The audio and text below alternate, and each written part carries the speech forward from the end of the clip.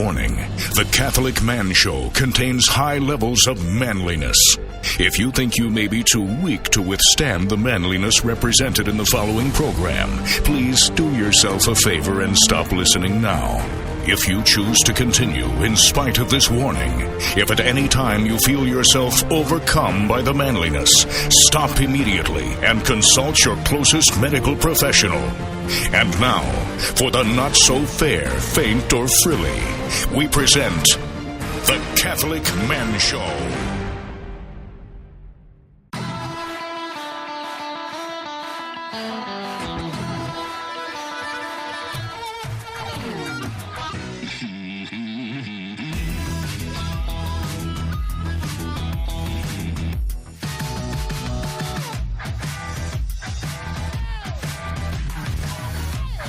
Adam Minahan here, sitting with David Niles in studio, and you are listening to The Catholic Man Show. We're on the Lord's team, the winning side, so raise your glass. And we have a special guest in studio today, Father Michael Pratt. Father Michael Pratt, thank you so much for being here. Thank you. Great to be here. Again, yeah, we actually did an episode with you in Bartlesville. Yes. St. John's before the Latin Gate. Yes. Is it Latin Gate? Yep. Yes. Okay. We talked about virtue. Nice. Yeah, cause I wanted to make sure we didn't forget the Latin Gate part. Because that's it. That's his thing. That was his thing. Yeah, I love that. Yeah. So we talked about virtue last time. So welcome. I'm glad you decided to come back and hang out with us again. Thank you. Love being here. This is great. But you have a new assignment now. You have a new assignment. I do. I'm no longer the pastor in Bartlesville. Now I'm the full-time vocations director. So young men who are thinking about being priests, young ladies considering the religious life, I walk them through that whole process. That's phenomenal. And you live with a couple priests from the Church of Magdalene? Yes. That's right. That's right. Yep. Okay. I wanted to make sure I got that correct. Father Brian Brooks was there. Used to be there. Now at St. Benedict. Yeah. Father Desmond's at Church of the Magdalene now, correct? Yep, Father Desmond's the new pastor, and then Father Ken Harder lives in the residence as well. Oh, okay. Sweet. Okay. It's great. Excellent. Good community. A lot of ramen noodles. Nice. You ever put a piece of American cheese in your ramen noodles? No. Try it. Okay. I'm telling you. You want gourmet ramen? American cheese. The two words I've never heard together before. Gourmet ramen. If this is your first time listening to the Catholic Man Show, welcome. We do three things every episode. We open, review, and enjoy a man beverage. We highlight a man gear, and we have a manly discussion. And today we have a treat given to us. Let me make sure. Given to us by Ryan Robinson. Juan, go hit us up on the beverage cam real quick. Go check us out on YouTube. All of our episodes are now on YouTube. But today's beverage is not your father's bourbon. So let's pour a little bit of this, and then we can cheers and then talk about it. Father, I'll let you go ahead there.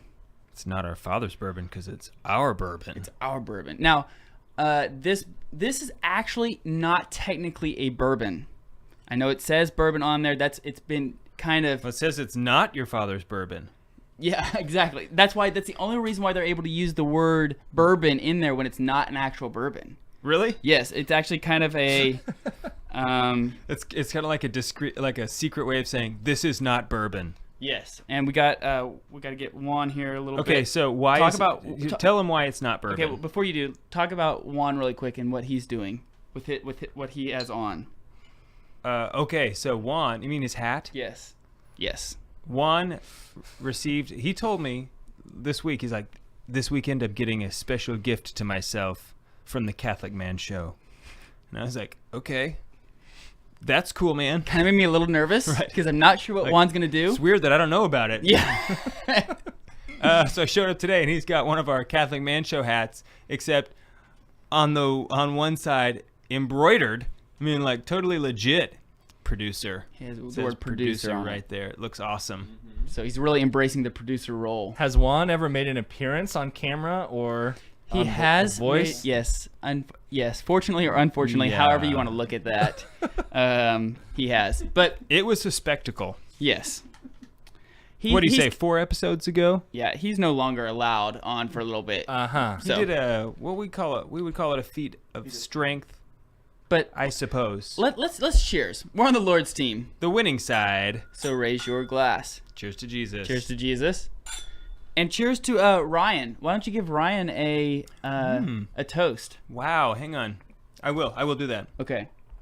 So the This reason is just a lot. so the reason why it's not a bourbon. This was unexpected. The reason why it's not a bourbon is it's added natural flavors into the whiskey. That's one reason. Okay. It's also not at least 4 years old.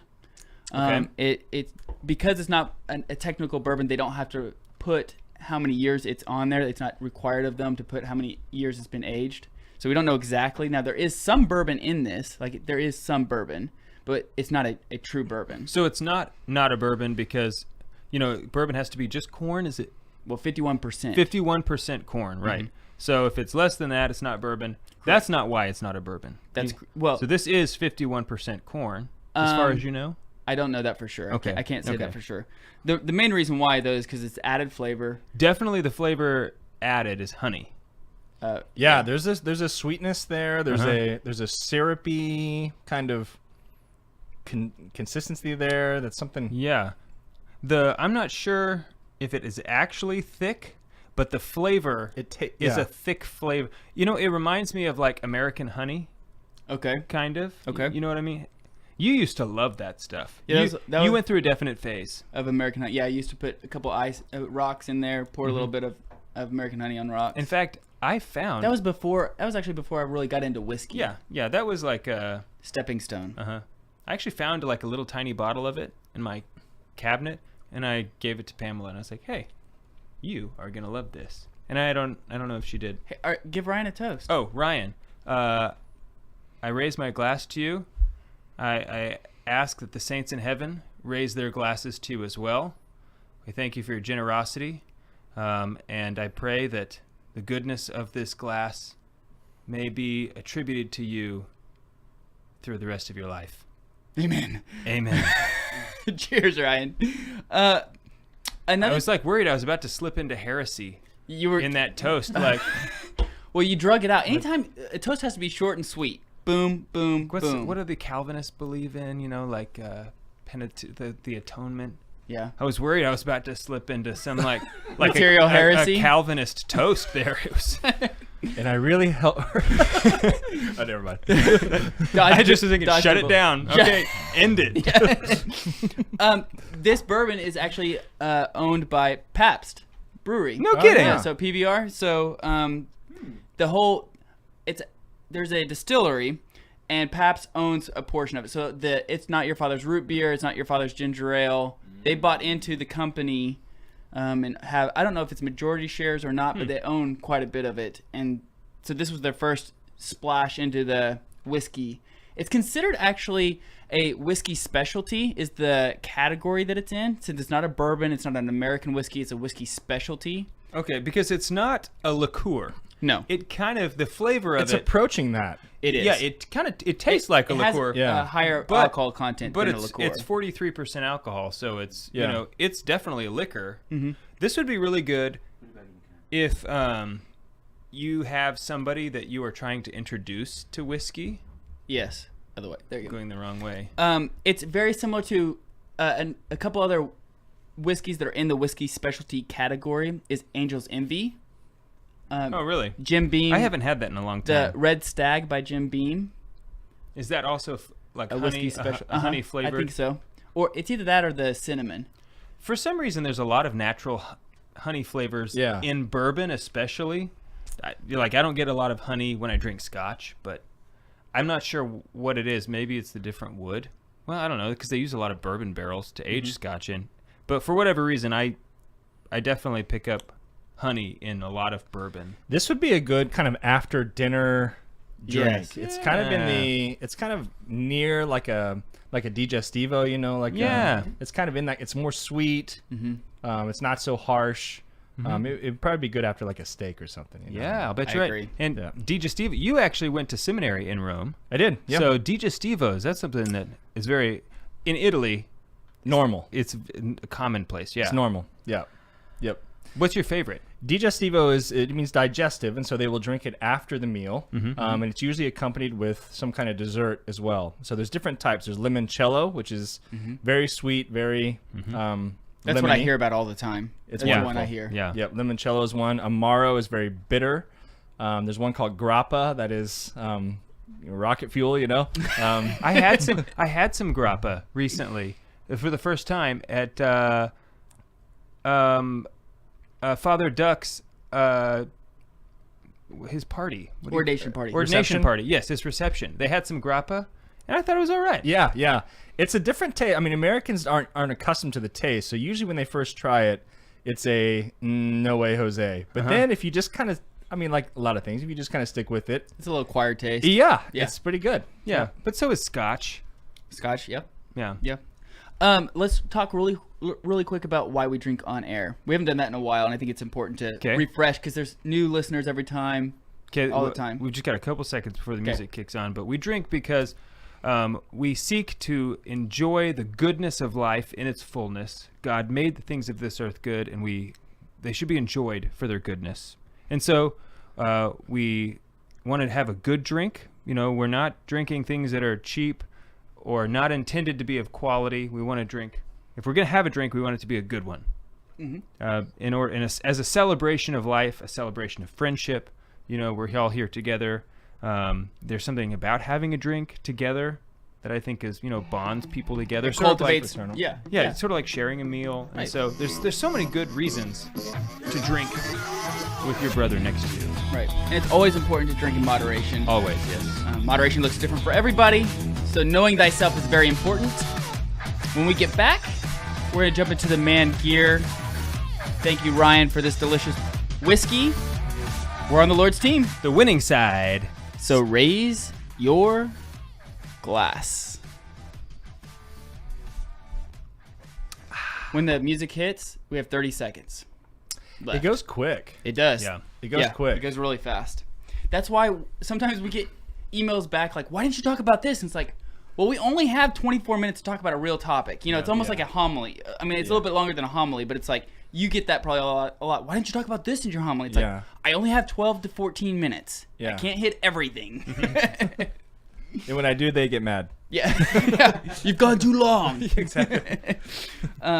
Okay. Anything that we need to discuss before we get into the gear? Anything that you need to know or Yeah, the question? Gestivo was a good sideway to go from the Gestivo to dinner table. Yeah. Mm-hmm. I thought so too. I was like, Well- this is just like the dinner table. Yeah. So when you speak into that mic, can the listeners hear that as well? No, only us. Okay. Just us. Yeah. Cool. So a lot of times he'll give us the 1 minute warning or something like that, just to help us, because a lot of times you can't see what's going on over here. So he'll tell us like, turn the bottle this way, or he'll tell us what we need to do. Put the bottle down. Yeah. Yeah. Not a bad idea sometimes. You got a very long finish, this program. It's a very long finish. Yeah. It's good. I'm wondering if you dip a chunk of Parmesan in this. Like a chunk of Parmesan cheese. Good. I think I just have a hunch it's gonna be pretty good. For some reason. I didn't want to say that on the air I'm almost gonna go to research. because it may be terrible. Yeah, that's just thinking like, That's not something Do I would we have have ever any, thought about. do we have any sliced Parmesan back at the house? Let me text my wife. Bring over the Parmesan. Not the grated. You don't want to like to dip. Oh a yeah, little like chunk. a big chunk of it. Yeah. Yeah. that would be I would have better. never thought of that. But it As could you be were good. talking, I was thinking chunks of Parmesan. Mm-hmm. I was thinking it would be good on ice. Yeah, I think it would be. I think it'd be good on ice. Or on ice cream. All right. Now, hold on, they Got all kinds of ideas. something on here.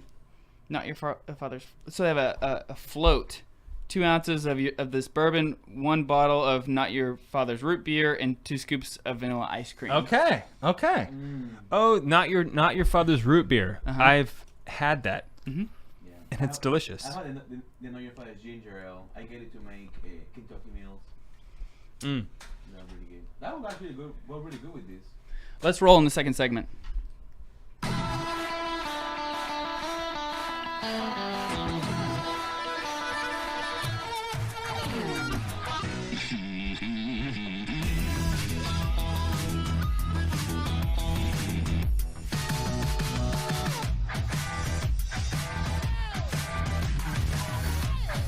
Welcome back to the Catholic Man Show. I'm David Niles. In studio today, to my left is Adam Minahan. To my right is Father Pratt, vocation director for the Diocese of Tulsa in Eastern Oklahoma. Is that right? Vocation director? Yep. Okay. I know sometimes there's like particulars about the title for things. Sometimes it's vocations director. Vocations director. It's Okay. a priesthood, religious life, multiple vocations. Okay. Little housekeeping. Okay. For those of you here in Tulsa, in the Tulsa area, we have the Rosary Run coming up. Ooh, yes, good idea. Go to tulsarosaryrun.com. Make sure to sign up. If you don't know what that is, and especially if you're in Tulsa and you don't know what it is, let me tell you, it is a 5K run/walk where each kilometer is sponsored by a different mystery of the Rosary. We will be It's where prayer meets the pavement. literally, that is literally happening. And we will be running/walking through the Cathedral District of downtown Tulsa. So, tulsarosaryrun.com. Also, It's going to be awesome. Also, the camp out, Catholic Man Show camp out. You need to go and sign up if you have not. I think we only have 9 spots left. I opened it last week, or actually, as of this recording, 9 spots left. So. as of this recording, I opened it up actually Friday. Wait, Friday, our fantasy football draft. I opened it up Friday, and in 4 days, we're recording late on a Tuesday. right. So right now, we've had over 30 sign up. Okay. So what's the website? just go to thecatholicmanshow.com. You'll find the camp out there. Okay. So anyway, So we are drinking not your father's Not bourbon. Your Father's bourbon. If you might be familiar with the Not Your Father's root beer.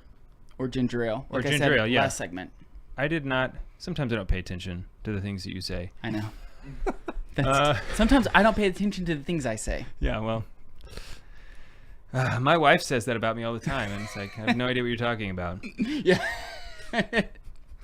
Let's get into the gear. Okay. Let's do that. So the gear today, the man gear, is a dining table, dinner table, Dinner table. dining room table. Yes. Should we specify the man gear a dinner table apart from a dining room table? Because those two are not always the same. The idea was the dinner table. A dinner table. Right. Okay. Right. So it's primarily family centric, not like Guest-centric. not guest centric. Correct. Okay. Correct. Please.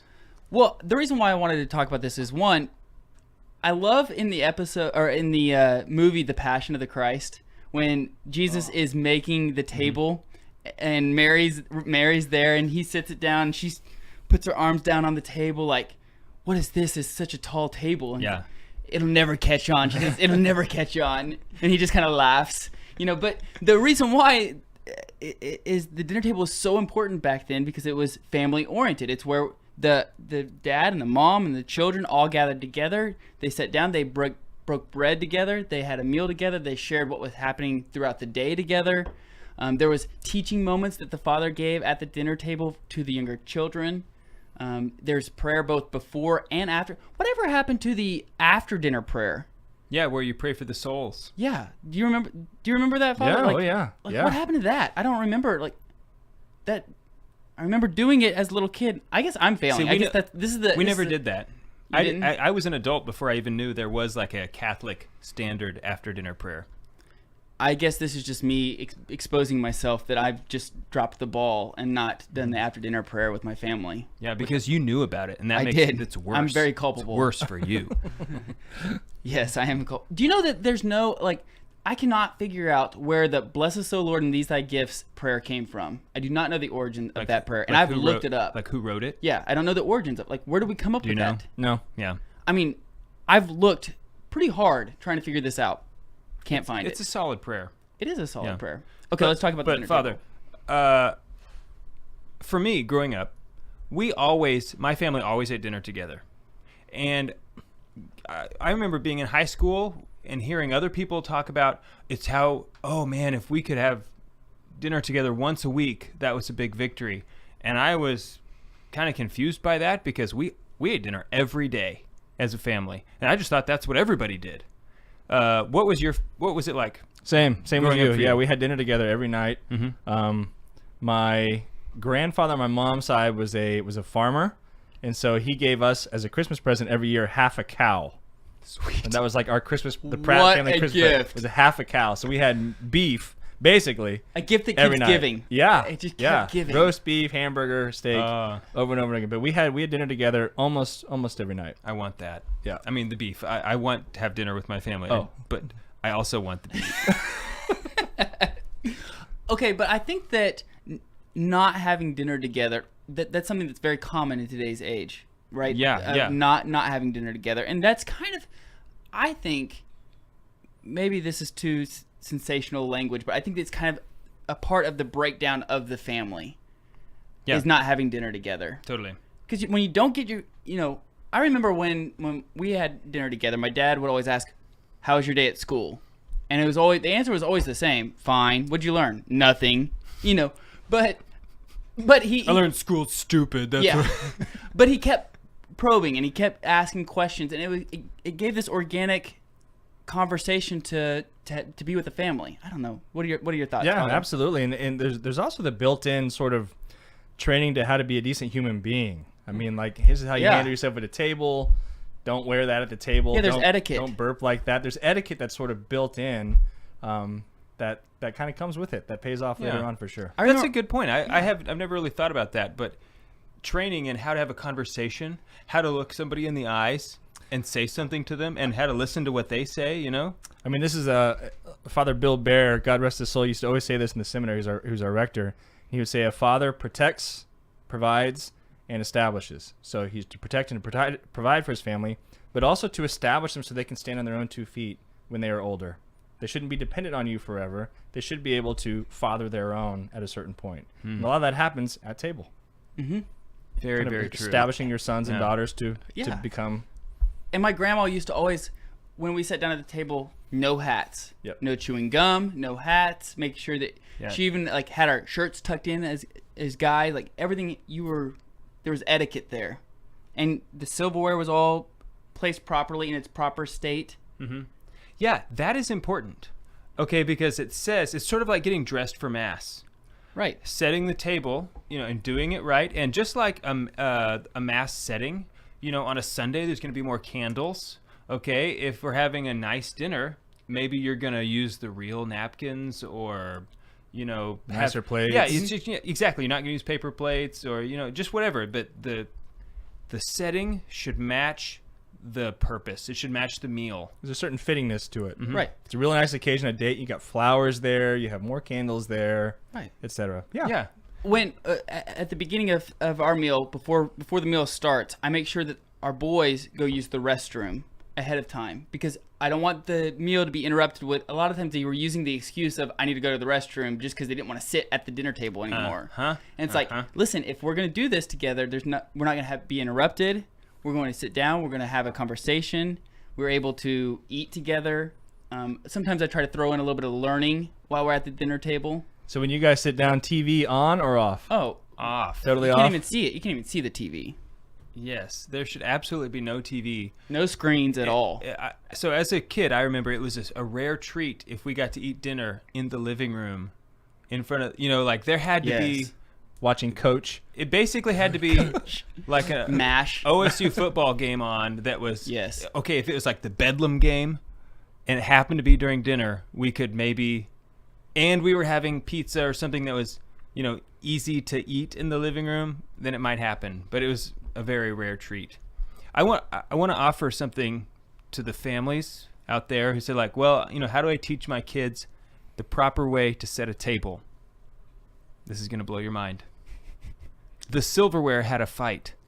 The knife and spoon were right. So the fork and napkin left. Oh, the way I keep it in my own mind is left. That word has 4 letters. Things that have 4 letters go on the left. So fork goes on the left. Knife, right, has 5 letters. Knife and spoon go on the right. Oh, that's good too. That's nice. Yeah, that's good. I like that. For those who have small children who cannot count the letters or spell, the rhyme is a Also, good- whenever you have multiple forks and stuff like that, you always go small to big. yeah. Yeah. I found that out. That's something And, that I you know, learned. so if you're Trial by if fire. you're at a fancy dinner, you always start with the silverware Outside on the outside and work go your way in. in, and then at the top Right. is the dessert. But back to the table. Let's Yes. talk about the table specifically, because your table that you have should match your family, should match the use. You know, you might watch a movie where the husband and the wife are sitting at the head and, you know, the opposite ends of the table, and they're really rich in this huge room, and they're, you know, 30 feet away from each other because they're at this huge table. Obviously, that table is not serving the purpose of facilitating these ideas, these, you know, virtues that we're talking about, family virtues. So you should have a table that's the right size. Mm-hmm. That's something to think about. Needs to be big enough. For the whole family. Yeah. So you should be able to, I think, accommodate your family and 1 or 2 guests easily. Yes. If you're going to have more than that, then you have maybe the dining room table. Yes. Yes, I agree with that. My table is maybe my favorite piece of furniture in our whole house. It's like about 1,000 pounds, solid wood. It's not really 1,000 pounds, but very, very heavy. It's a gate leg table.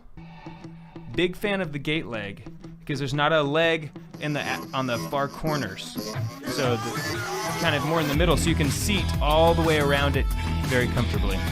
Nice. Highly recommended. Go have dinner with your family. I think that's the main.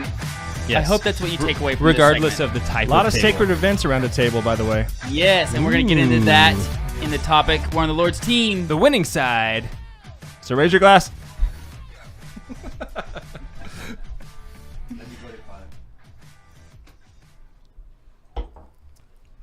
Yes, I was hoping we were gonna bring that up, and that was one thing I was like, the Eucharistic table. Yeah. Passover. Yes, but I did not get to that.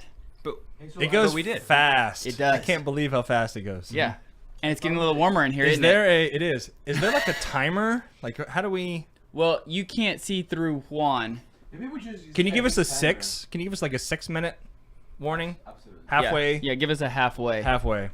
That way we know. I'm gonna share with Good you idea. guys. I found the origin of the meal prayer No in way. like 3 minutes. In terms of, I don't know, Adam spent like 8 hours looking for this thing. Okay, tell me what it is, because I found one as well, and it ended up being wrong. The Galatian one. So this says it comes from the Galatian sacramentary in the 7th or 8th century, according to Catholic Answers. Let me see. According to Catholic Answers, probably well sourced. And Jimmy Aiken probably confirmed it. Yeah, he probably did. The benediction plus. Now you gotta find out what's the Galatian sacramentary. But 7th or 8th century. 8th century is a That's what it did say. long time. Wow. It's much older than I thought. Me too. But I figured the words of the use, thy gifts, it had to be old.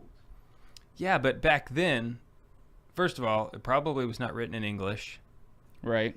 Second of all, like, even thy gifts, and I mean, that's like an update from something even before then, you know, like. Yeah, but I wanted to know. I was trying to look up who was the author of that prayer. Like, who wrote this prayer? Mm-hmm. And it does not tell you that.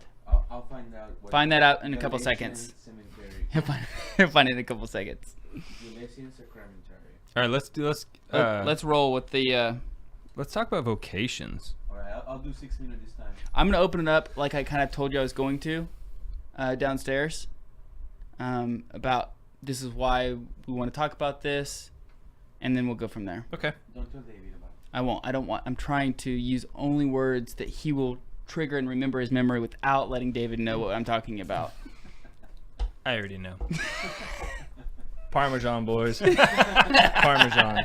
I want to try the parmesan so bad. I love salty and you know what? You can also dip some bacon in this.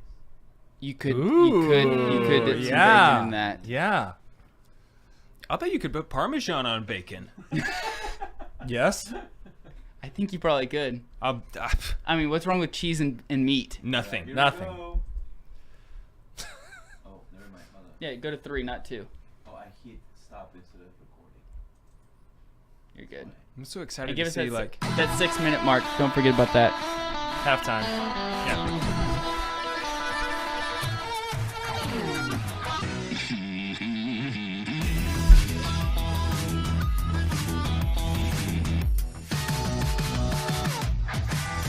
Welcome back to the Catholic Man Show. Here with Father Michael Pratt in studio. We're going to be talking about the seminary today. vocations. Vocations, mainly the seminary. Yeah, we'll be talking about seminary, but we don't want to. I guess this is the Catholic Man Show, right? Yeah. You could be a brother without going to seminary. Okay, we'll talk about that. Okay. Recently, obviously, there's been a lot of scandal in the church. That's hit the news a lot. Dave and I decided. Wait, what? Yeah, exactly. Dave and I decided we weren't going to do an episode on the scandals that are happening within the church. Mainly, really, because we didn't feel like we had anything extra to give to the conversation. Everything that we would say has already been said. We didn't think that it was at our place to talk about which bishops should be doing what. We didn't feel like that was kind of our place. So we did want to talk about, though, the importance of why we need good men in the seminary today. And I think that it's very apparent why we need good, virtuous, holy men. The church, the building is on fire. We need good, holy men, good firefighters going in there and extinguishing that flame. So, Father Michael Pratt, as the vocations director of Tulsa and Eastern Oklahoma, Diocese of Tulsa and Eastern Oklahoma, who has 20 seminarians in the diocese today, which is way more per capita than most dioceses in the United States.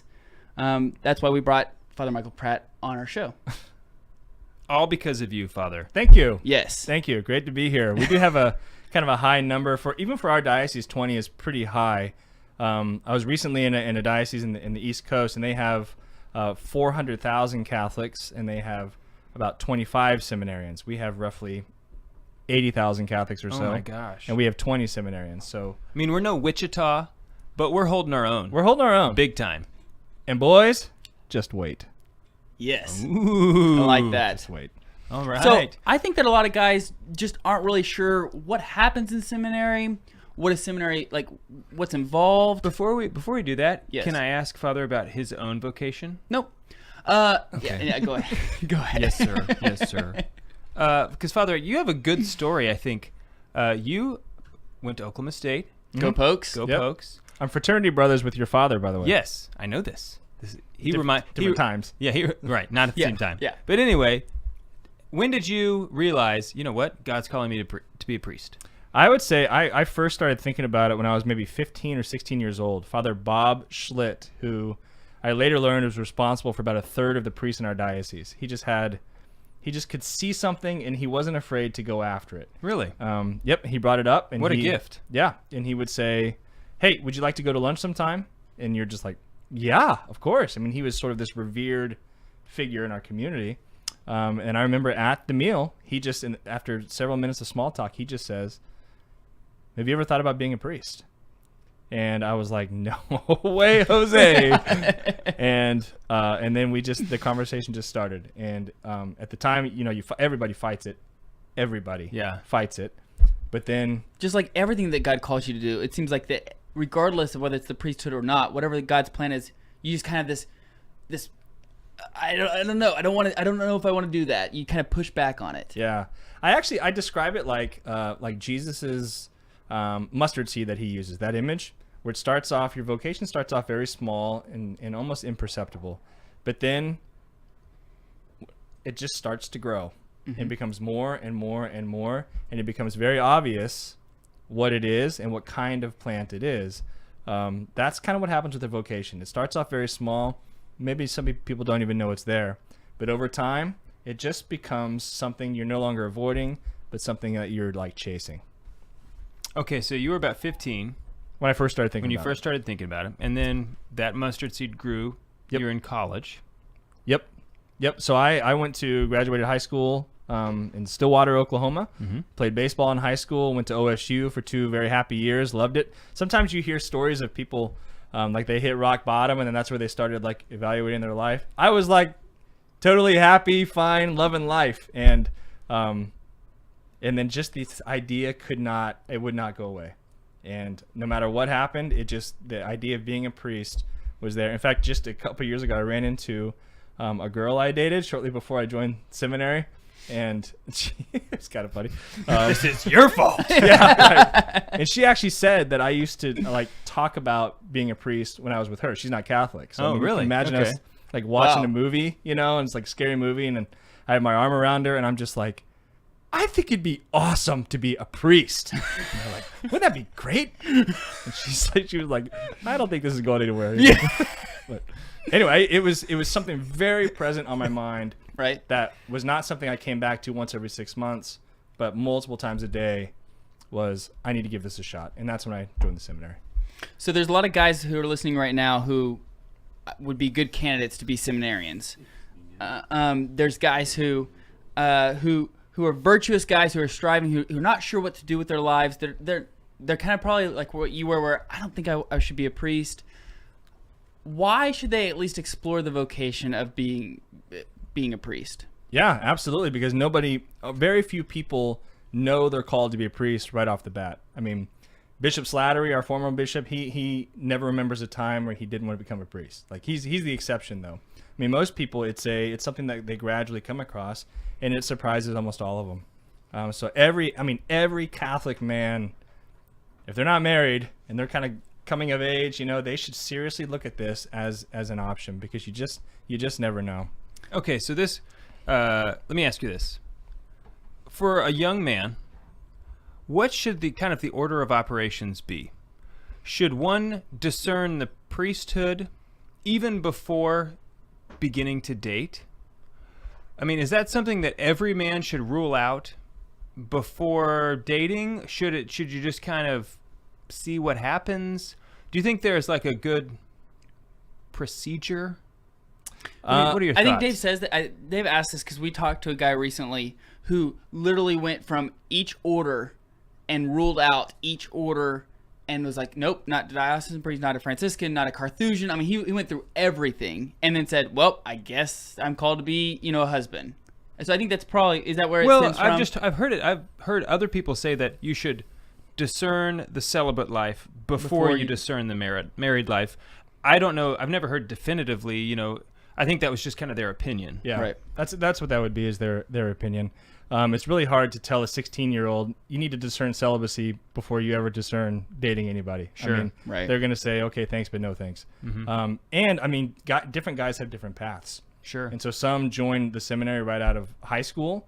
Some join after 2 years, like I did, of college. Some join right after college. Some, they don't get ordained priests until they're like in their 50s or 60s or so. It's kind of a second career thing. And so to say you must do it this way is really kind of limiting how it normally happens. Or how God can work Exactly. within Sure. each Exactly. person. Yeah, and I think that's a good point because, one of the gifts, one of the beautiful things about the priesthood, celibacy, is giving up the good of marriage. And so I guess in some ways, if you've never dated a woman, you don't really know exactly what the fact that kind of the good of a relationship with a woman makes your gift of celibacy all the more beneficial. Yeah. Yes and no. I mean, again, there's different paths. So some guys have never dated somebody, and they went right into the seminary, and they are happy, holy priests, and that was the best route for them. There are others who are more experienced, who perhaps dated somebody, perhaps were engaged. One of our seminarians was engaged for a while. Maybe even they were married before. Some of our priests have been married previously. And so that it's just it's a different path, and that was sort of the way God led them. But not every path is for each guy. So there could be pros and cons to having dated. So if someone they had those experiences later on in life, Augustine actually talks about this, that even way after his conversion as a bishop, looking back, he still's kind of almost haunted by these previous memories of his experiences with women, and they just keep coming back, and it becomes a source of distraction. So Yeah, the devil can use that for sure. Yeah. So there's different paths, but So basically, you should just follow God's will. correct. Because God might want you to date a good holy woman before joining the seminary, and God might Exactly. want you to join the seminary immediately. Right. Okay. Join the seminary for a year or two, and then after you've grown in virtue, in prayer life, and study, etc., then you discern out, and now you're all the better a father and a husband. Right. That's what I love about it, is that even if you're not called to be a priest, you still get that foundation from the seminary of learning, philosophy, prayer life, the spiritual life, what you need to do to fight the spiritual battle that we're in. For that way, whenever you get married, you're now a priest of your family, the domestic church. You're not a ministerial priest, but you are a domestic priest by your baptism, and by the vocation of being a husband and father. So now you know that you're supposed to be called. You're called to give blessings and to give sacrifices. It looks a little different than what the ministerial priesthood looks like, but you still have to give blessings and sacrifices. I also have this theory that if you have discerned out of the priesthood, there isn't a Catholic single woman in the country who wouldn't date you. It's sort of like the pinnacle of Catholic boyfriend. I just think about in our Catholic young adults group, there's a lot of single women, and if you discerned out of seminary, I believe that any single one of them would absolutely love to go on a date with you. I love it. It happens. A guy discerns out. His last day is on Friday afternoon. He leaves the seminary, and on Friday night, he's on a date. Right. Yeah. And it's and she's gossiping with her girlfriends. He discerned out of seminary. Right. So one of the seminaries I went to was on a college campus, and one of the famous prayers of the Catholic women was, "Lord, if you give me one seminarian, I'll give you 4." Oh, that is so great. We're going to pick up this conversation right after the break. We got to pay our bills. We're on the Lord's team. The winning side. So raise your glass. Oh, raise the glass? Yeah.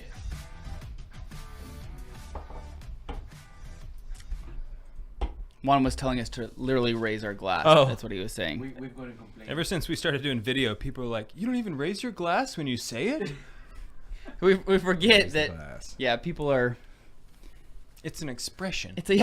We're not literally raising our glass every single time. Well, do it now. Okay, What? So this last this This is it. Yeah. flies. So Yeah. what are some things you want to hit? I want to know what, I'm a guy who's considering seminary. What does seminary entail? Yeah. Okay. What am I gonna? What should I expect? What's it like living with other guy? In the seminary. If I go to seminary, does that mean I'm gonna be a priest? Good. What is it like? What kind of the prayer life within seminary? I mean, I want to know what it's like. What's the first? Maybe I should look into this. What do I do now? Yeah. Yeah. Okay. Who do I call? It's like Ghostbusters aren't even around anymore, so. Now they're women. Yeah. What? Weird. They are? Oh, Yeah, you didn't see the newest Ghostbusters? No. It was kind of like a remake. That's why I don't watch movies anymore. I heard it actually was pretty good. I didn't see it. I heard it kind of stunk. Really? Yeah.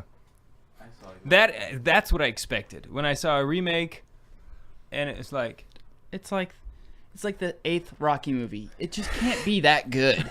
The story's already been it told. doesn't even have Bill Murray in it. Well, the real Rocky didn't have Bill Well, Murray. I mean, but Murray. we're talking about Ghostbusters. Oh, okay. It's like you could have at least dressed him up like a woman. That would have been maybe funnier. I don't know. Miss Doubtfire style kind of thing. Who knows, dude? Let's get going, Juan, before we just regret something. just that I say. hit record. Just hit record.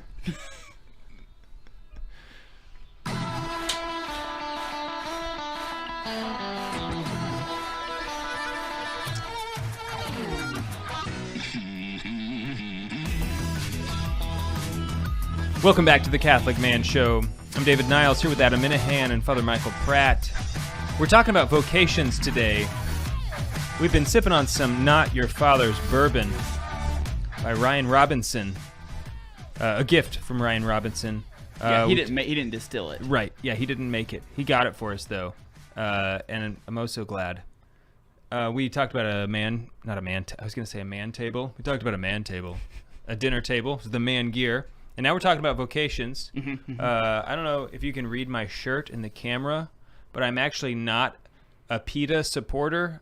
I can see it, and the little words underneath, I don't know if you can read it, but it says PETA, people eating tasty animals. Okay, so Just I disclaimer. just didn't want anyone to get the wrong impression You got a rep to keep. by my shirt. So I recently turned 32 this last Oh, yes. this I last was meaning to weekend. bring that up, you old man. And then on Monday, we played in a wiffle ball tournament.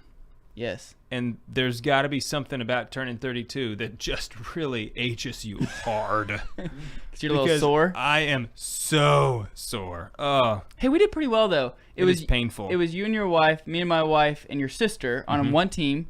So we had a team dominant girls over guys.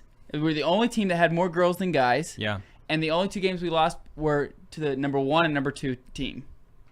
Yeah. So we did pretty we good. did pretty well. And I forgot you played baseball in high school. I'm calling you next year to be on my team. Yeah, you're gonna be on our team next year. I also really like wiffle ball. Do you? A lot. I Do you gotta- know? don't Do you let me know forget- one? A lot. Do you know Christopher Hanisch? Yes. Okay. Have you been to his house? No. Don't let me forget to show you pictures after the episode. Alright. We'll make this happen. Okay, You so we're talking will about freak out. We're talking about seminary. There's guys who are listening right now considering seminary, but they have no idea what to do next. Who do they call? What do they do? What should they expect in seminary? Sure. I would say the first thing is to stop doing it like by yourself. Like we're not good judges of ourselves. Athletes have coaches. Musicians have Yeah. people there directing the whole time. Yeah. So I would recommend talking to a local priest, your pastor, for example, or someone your campus minister, and just start the conversation. Hey, I'm thinking about this. What is your life like? Ask them 1,000 questions. What are your hobbies? How did you become a priest? What are books that you read? Just start firing away, and really get to know what a priest is like. And you're going to find out they're very different, each guy. But that alone just helps break down barriers. When they realize, okay, this is a priest, and he's like a kind of a guy, and he likes this, and he likes this, and he likes this, and I like this, like we have that in common. That alone just starts to break down barriers, that this is not some lofty thing. This is not some out of this world thing. This is a legitimate vocation where God uses humanity. Right. And you don't have to be like super holy to get into seminary. Yes, you do. In Tulsa, you do. Until you're not For holy. those who aren't yet. super holy, we send to Oklahoma City. So you travel around though, and you see a lot of different seminaries. Yeah. And apparently, you were telling me off air before we started that the seminary's on fire right now. That there are a lot of guys like in a good way. in a good way. Yeah. Yeah. Like wanting to help the church. Yes. In fact, just in light of all the scandals, the crisis, all those questions that are happening, that social media is going nuts with it. I talk with people who are thinking about becoming seminarians all the time. I talk with seminarians all the time. This is what I do full time. And to be honest with you, it has not slowed them down. If they're at that point, they realize the church is from Christ. They realize the church is his bride, that it's of divine origin, and that sin exists in the church, but it's not the essence of the church. They realize that at this point. And so when I talk to them, I always ask them, and it comes up in conversation quite a bit. It's a hot topic today. But the scandals today have not... I've not talked to one that's been like, okay, that's it. You know what? I'm out. I'm done. I'm not thinking about this anymore. That's not for me. If anything, it's the very opposite. It's kind of become just hearing them talk like a call to arms. Like, Yeah. they are saying... That's how men should respond. Like, okay, I love my church. It's got some big problems. I want to be a holy priest. If God wants me to be a holy priest, I will do it. I will do it. Right. For the glory of Rome. For the glory of Rome and Catholic Church. Yeah. So it's been really inspiring. I mean, just like when the Pennsylvania report came out that day, I'd made the mistake of reading report after report for like 2 hours, and I was just Bummed.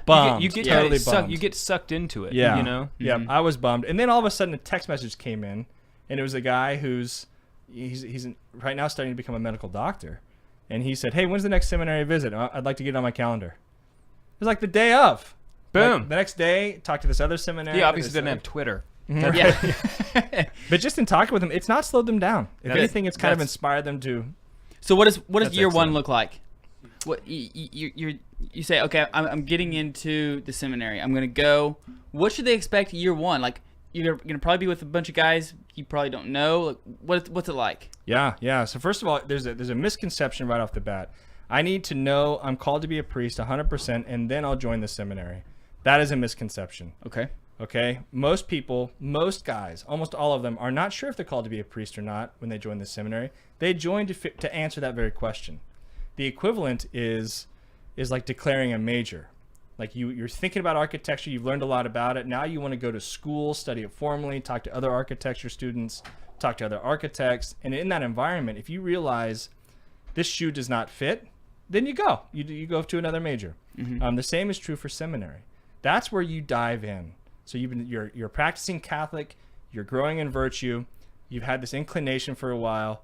When the time is right, you just join. You join to answer that question. And it's there at the seminary that you're going to daily mass, you have spiritual direction every other week, you're formally studying the faith, you're diving into the catechism, you're doing ministry opportunities every week, you are with other guys from multiple states who are also thinking about the same thing, you're in contact with priests all the time, you're learning how to make excellent confessions, you're studying prayer, you're studying the lives of the saints. If in that environment, that you're kind of like, I don't really think so. That's good, healthy discernment. Go. That's the seminary has done its job. It sounds awesome. Yeah.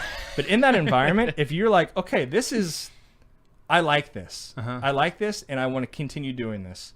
If that's the case, then we recommend that they come back another year. So it's kind of like there's a girl that you've got to know a little bit. She's a good, virtuous woman, and you want to pursue a serious dating relationship with.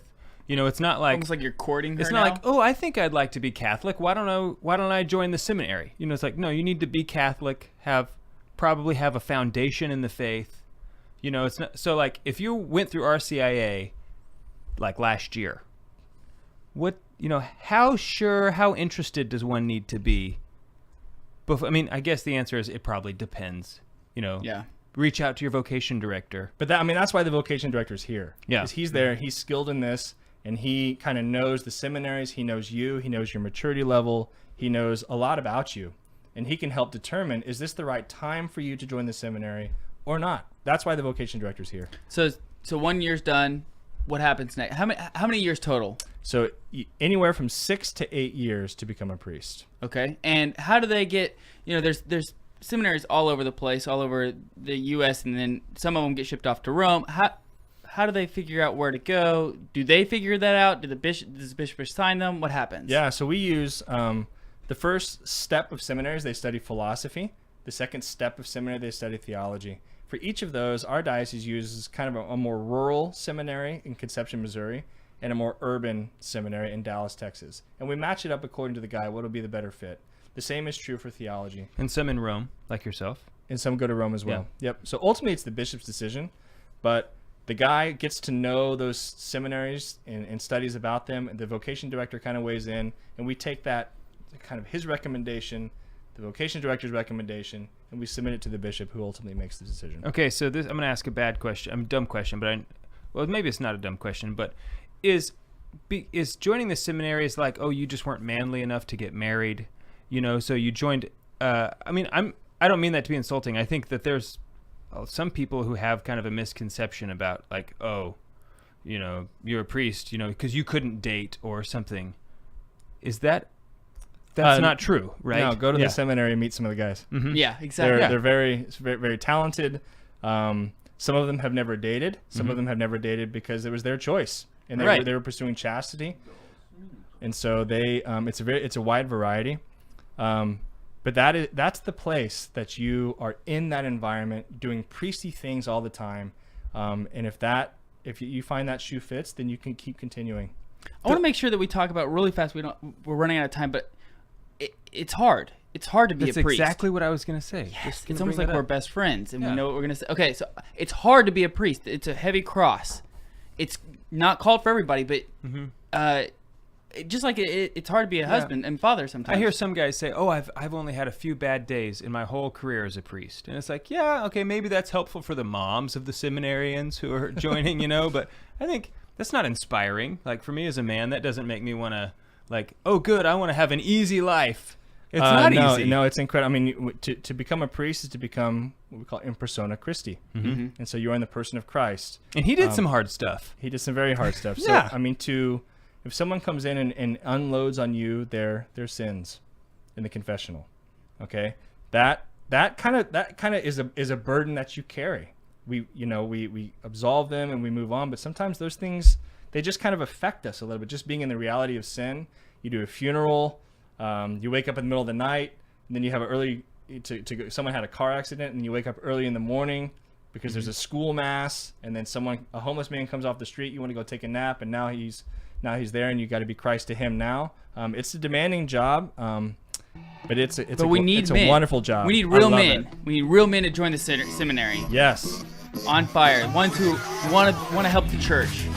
Father Michael Pratt, thank you for being here. You're an excellent and holy priest of God. Call your local vocation director and inquire. We're on the Lord's team. The winning side. So raise your glass and cheers to Jesus.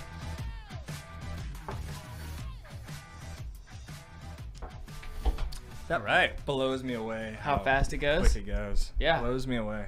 That's why when people you have to keep it moving. Yeah, you have. I mean, if you get on one rabbit trail and then you're the whole segment's done. Yeah. The one you want to kill the video.